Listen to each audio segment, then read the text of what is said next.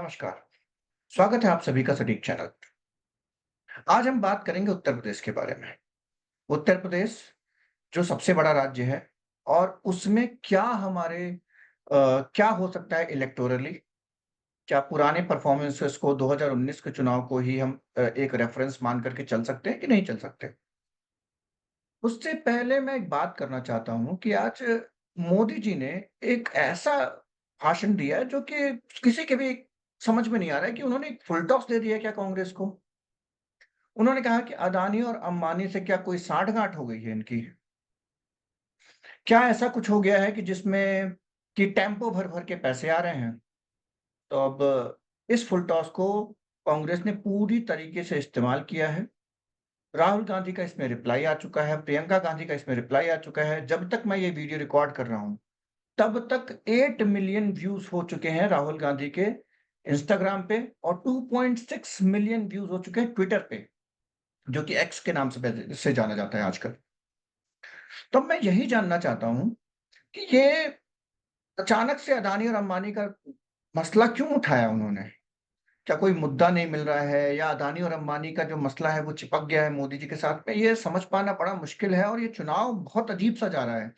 बहुत सारे विश्लेषक जो हैं, हो सकता है कि जो गोदी मीडिया सपोर्टेड होंगे, वो सब कहेंगे कि ऐसा है, वैसा है और बहुत सारी चीज़ें हो सकती हैं, बट ठीक है। मैं चाहता था कि इस वीडियो को चालू करने से पहले मैं ये बात करूँ, क्योंकि ये आज का बहुत बड़ा मुद्दा है। उधर सैम पिट्रोदा, उन्होंने भी एक बहुत ही निंदनीय एक एक वक्तव्य दिया और उसके बाद कांग्रेस का उसका खंडन आ गया और सैम पिट्रोदा ने खुद ही जो है तो ओवरसीज़ कांग्रेस के प्रेसिडेंट के पद से इस्तीफा दे दिया है। ये हो गई आज की बात। अब हम बात करते हैं उत्तर प्रदेश के बारे में। उत्तर प्रदेश में जब मैं देखता हूँ तो समाजवादी पार्टी एक इम्पोर्टेंट प्लेयर है। समाजवादी पार्टी जब मैं सबसे पहले स्टार्ट करता हूँ 2012 से, जब उन्होंने 2012 में समाजवादी पार्टी की सरकार थी। तो जब समाजवादी पार्टी की सरकार थी 2012 में, उन्हें मिले थे 29.15% वोट मिले थे, 29.15% वोट और 224 सीटें मिली थी। 15% वोट शेयर जो था वो बीजेपी का था और 47 सीट्स मिली थी। पहले स्टैट्स जान लेते हैं, उसके बाद मैं बात करूँगा कि एग्ज़ैक्टली हम क्या एक्सपेक्ट कर रहे हैं। अब अगर हम 2019 की तरफ बढ़ते हैं, 2017 असेंबली इलेक्शंस की तरफ बढ़ते हैं, तो बीजेपी का वोट शेयर हो जाता है 39.67, लगभग 40% के आसपास पहुँच जाता है और वो 312 सीटों पे पहुँच जाते हैं। यहाँ पर देखना ज़रूरी है कि समाजवादी पार्टी का जो वोट शेयर था 21.82%, मतलब बीजेपी लगभग 2 गुने से भी ज़्यादा, 2 गुने से 10 करीब-करीब 10% ज़्यादा पे थी और समाजवादी पार्टी का जो वोट शेयर था वो करीब 8% से घट गया यहाँ पे और 47 सीट्स मिली उसको। अब चलते हैं 2019 में। 2019 में बीजेपी, समाजवादी पार्टी और बीएसपी ये तीनों कंटेंडर थे। समाजवादी पार्टी और बीएसपी का एक अलायंस था, जिसमें बीजेपी को नेशनल इलेक्शन 2019 के नेशनल इलेक्शन में जनरल इलेक्शंस में 49.98% वोट मिला था, जो कि पिछले इलेक्शंस में 2017 के अगर देखा जाए तो उससे बहुत ज़्यादा था। फिर भी उनकी सीटें जो थी 62 थी। समाजवादी पार्टी का वोट शेयर 18.11% था, 5 सीटें मिली थी और वोट परसेंटेज 19.43 बीएसपी का था और सीटें मिली थी उन्हें 10। ये आपने समझ लिया होगा कि 2019 के जनरल इलेक्शंस में क्या हुआ था।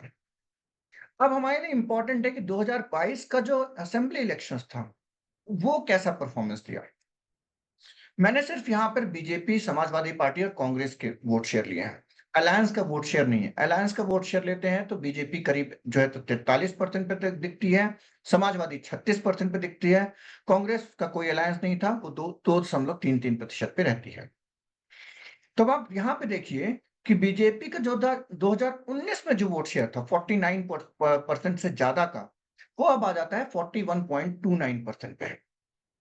समाजवादी पार्टी जो 21% के आसपास थी, 21 दशमलव कुछ के पास थी, अब इसका वोट शेयर हो जाता है 32.1, 111 सीटें। कांग्रेस का वोट शेयर 2.33% है, जो सीट्स 2 हो जाती हैं। ये था डेटा। अब हम बात करते हैं कि आखिर इस डेटा का क्या मतलब है।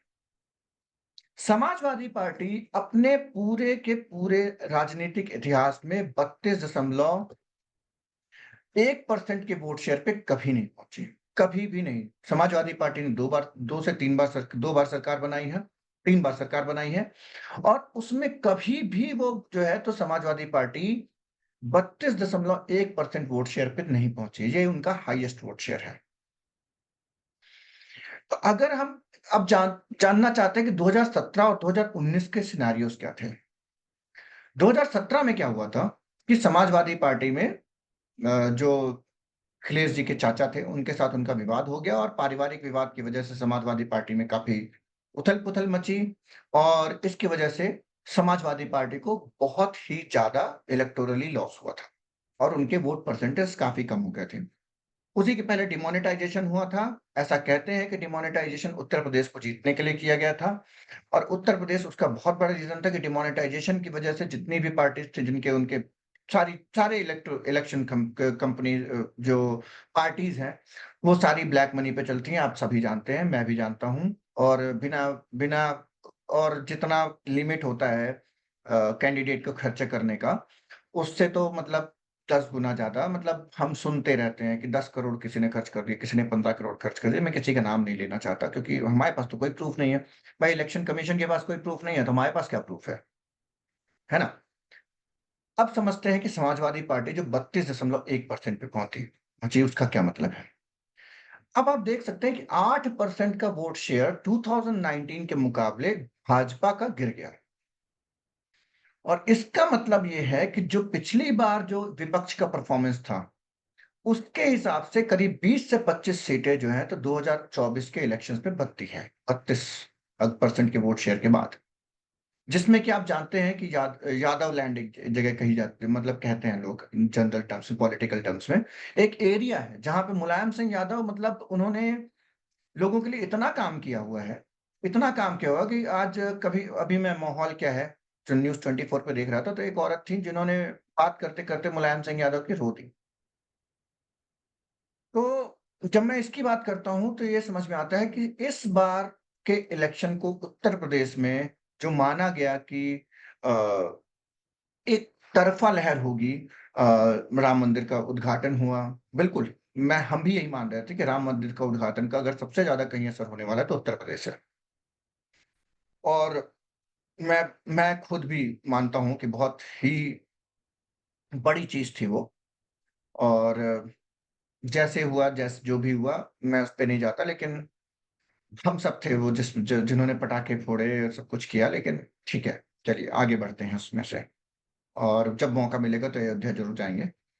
पर इतना ज़रूर कहना चाहूँगा कि इस बार समाजवादी पार्टी को अंडर एस्टिमेट करने की कोई भी गलती नहीं कर सकता है। जहाँ पर एक ज़रूर चीज़ मैं कहना चाहूँगा, जो मुझे थोड़ी-सी अजीब-सी लगी कि मुझे ऐसा लगा कि जिस तरीके से तेजस्वी यादव बिहार में मेहनत कर रहा है, ठीक है ना? और उस हिसाब से अखिलेश यादव की मेहनत उस तरीके से नहीं दिखती है। अखिलेश यादव शायद और सभाएँ कर सकते थे और यात्राएँ निकाल सकते थे। शायद उन्हें और ज़्यादा उत्तर प्रदेश के लोगों के बीच जाकर के रहना चाहिए था। शायद वो थोड़ी मुझे कमी दिख रही है। पर ऐसा कह रहे हैं कि अखिलेश यादव ने इस बार सीटों सीटों का जो वितरण है, वो बहुत अच्छा किया हुआ है। तो ऐसा बिल्कुल भी नहीं है कि उत्तर प्रदेश हो चुका है। अभी मेरे ख्याल से 25 से 27 सीटों का चुनाव हुआ है और अभी लगभग 50 से 55 सीटों का चुनाव बचा हुआ है। उत्तर प्रदेश बहुत बड़ा स्टेट है और मैं इतना ज़रूर कह सकता हूँ कि उत्तर प्रदेश में कोई भी पार्टी बीजेपी नहीं कह सकती है कि वो अपनी सीटें रिटेन कर सकती है या बढ़ा सकती है, क्योंकि उत्तर प्रदेश का चुनाव अटक गया है। मैं सिर्फ इतना ही कहना चाहता हूँ कि समाजवादी पार्टी 2022 के असेंबली इलेक्शंस में अपने जीवन काल के अपने जब से पार्टी बनी है, तब से वो 32.1% वोट उसका हाईएस्ट वोट शेयर है आज तक का। तब ज़रूर है कि बीएसपी एक प्लेयर हुआ करती थी, बीजेपी एक प्लेयर हुआ करती थी, कांग्रेस एक प्लेयर हुआ करती थी और छोटी-छोटी कुछ पार्टियाँ हुआ करती थी। आरएलडी हो गई और फिर अपना दल हो गई, इस तरीके की और अभी तो एसबीएसपी है, फिर ऐसी कई सारी पार्टियाँ हैं।